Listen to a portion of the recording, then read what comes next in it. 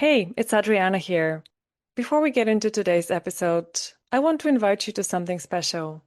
I'm hosting a series of hypnotic writing workshops called Writing with the Unconscious. They're designed to help you bypass your inner critic and tap into the deeper, stranger, more luminous parts of your mind.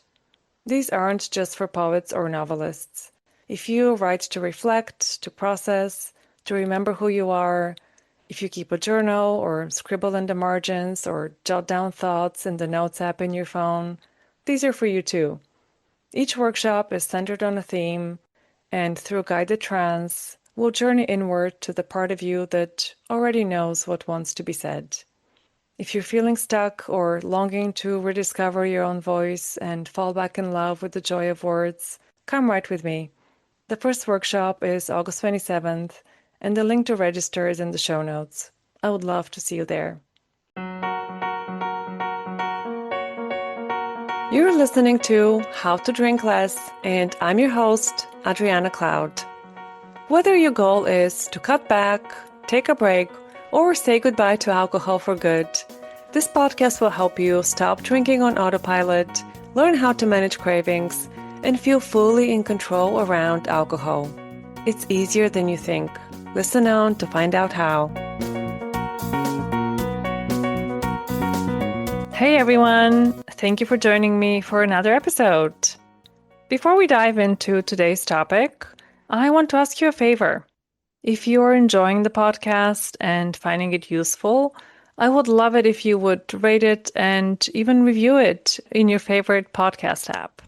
Having reviews helps other listeners to find the show because that's how platforms like Spotify and Apple Podcasts decide what to show in search results.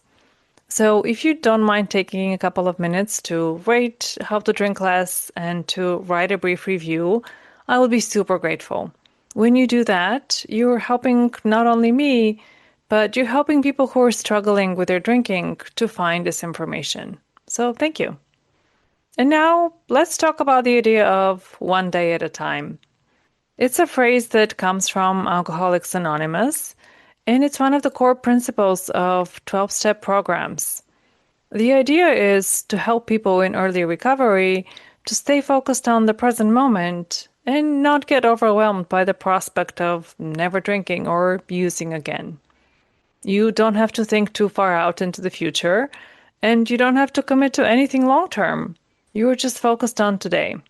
And if you keep choosing to stay sober one day at a time, those days add up. It's a helpful idea in many respects, to be sure, and I'll come back to that.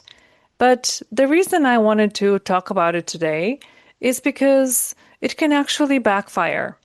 It can keep you stuck in old patterns and prevent you from moving forward and freeing yourself from your past habits. Changing your drinking habit one day at a time can keep you in limbo. If you're telling yourself that alcohol will be on the table tomorrow, then you're not fully committing to trying to be alcohol-free. It delays your identity shift. You've heard me talk about this before, the question of who you want to be around alcohol. Because your relationship with alcohol is about more than how many drinks per week you're having. It's about your identity, who you are in those moments when alcohol is around you, when other people are drinking, when you're going through emotional turmoil and the old programming in your brain tells you that a drink will make it all feel better. And when you focus on not drinking just one day at a time, you are shifting the focus back to the act of drinking. You're making it all about saying no to that particular temptation on that particular Tuesday, rather than about the bigger choice of how you want to show up in a world that not only normalizes, but glorifies alcohol. Imagine there's a person in your life that you have a strained relationship with for whatever reason. You could approach the relationship one interaction at a time, and you could decide every day whether you want to see that person, what you might want to say to them, and what kind of behavior you would tolerate from them. You could take it one day and one conversation at a time. Or you could decide once and for all what kind of a relationship you want to have with that person and set some boundaries once and for all. Of course, you cannot control how the other person will act, but you can decide for yourself what you will tolerate and how you will act and who you want to be in that relationship. I know it's not a perfect analogy, but I hope it helps you to recognize how, in the first case, when you're deciding on a case by case basis how to act in that relationship, you're giving some of your power away. You are living in a state of uncertainty because you haven't decided who you're going to be. You're buying peace one interaction or one conversation or one day at a time, versus deciding on the kind of relationship you want to have and then taking the steps to build that relationship and making the changes you need to make in order to make that a reality. How this applies to your relationship with drinking is that you're delaying deciding what kind of a relationship you want to have with alcohol. You're not taking control of intentionally choosing who you want to be around alcohol. And this applies regardless of whether your goal is to be completely sober or if you're trying to cut back and moderate or to drink more mindfully. Approaching every encounter with a bar or every day as a blank slate where all you think about is just that one day keeps you stuck in old patterns for longer than you need to be. One day at a time keeps you in reactive mode. You're checking to see how you feel that day, how stressed you are, how strong the urge to drink is, who you're going to be hanging out with, what specific bottle of wine they might offer you, and you base your decisions on those external circumstances, which means that you're always in negotiation mode, and negotiation is stressful and exhausting. There is such a thing as decision fatigue. If you're asked to make too many decisions, it actually makes it more likely that you will end up doing something impulsive at some point because your decision-making muscle gets tired. You gradually lose your capacity to evaluate your decisions critically, and you end up prioritizing instant gratification over long-term goals. Now, when it comes to getting sober or cutting back, there's this belief that forever is scary or restrictive, especially if you're just at the start of this journey. And I totally get that. It can feel overwhelming to declare that you're never going to drink again and you'll be sober forever. For many people, that is too big a commitment to make right away. And for some, that's not their goal at all. That's not their destination. They don't want to swear off alcohol for good. They just want to feel more in control and to consume more mindfully. There is no one-size-fits-all solution here, and you get to make this decision for yourself. I don't know what's best for you. I cannot tell you what to do. Only you can choose that for yourself. But I want to suggest that part of the reason why forever can sound overwhelming and scary is because you're thinking of an endless string of days where every day you're going to wake up missing alcohol and feeling deprived, and you will have to use willpower to be able to resist the temptation that day. And if that were the case, of course, that sounds miserable. Nobody wants that. If that's what you're picturing, of course you don't want to commit to forever.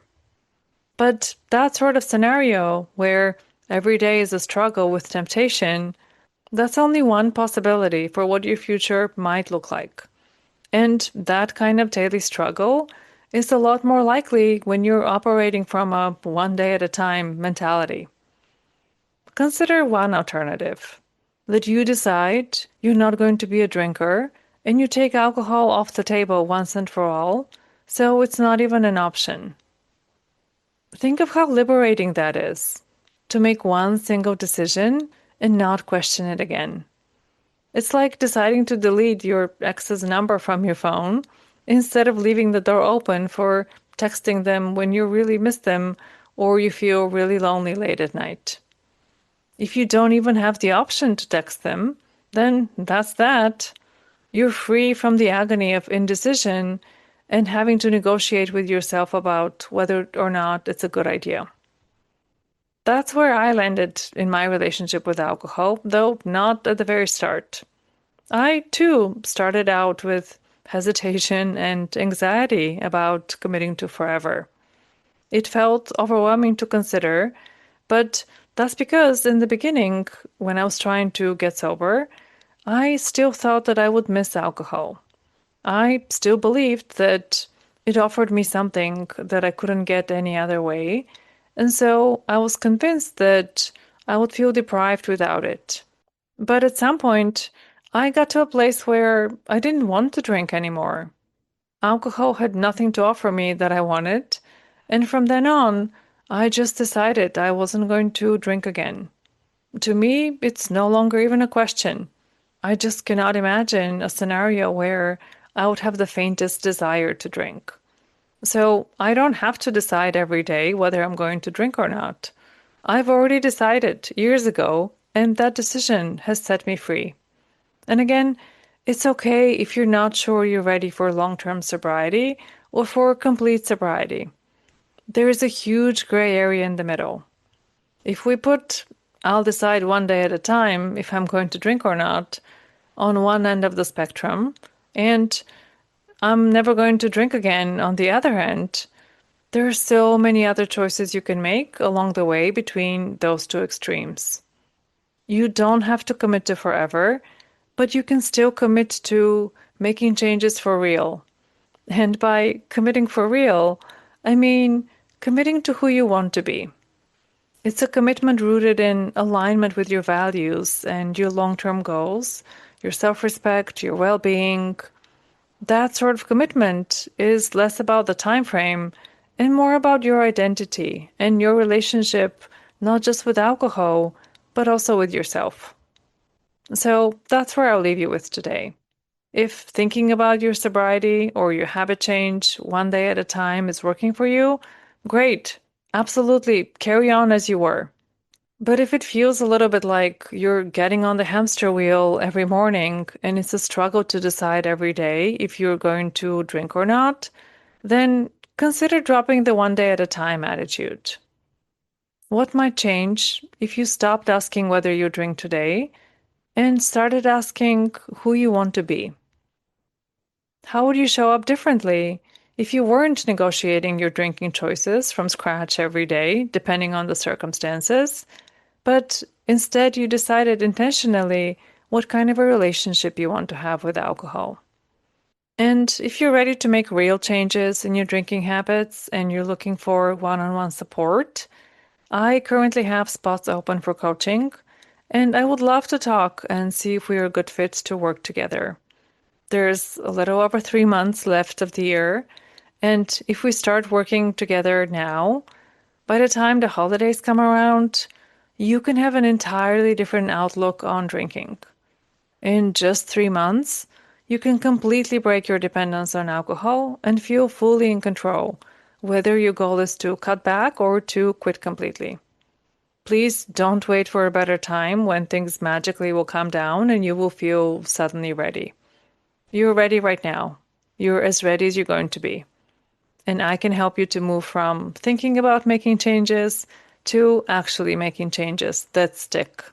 So book a free consultation. The link is in the show notes. And let's talk. Have a good week, everyone. And I'll talk to you soon.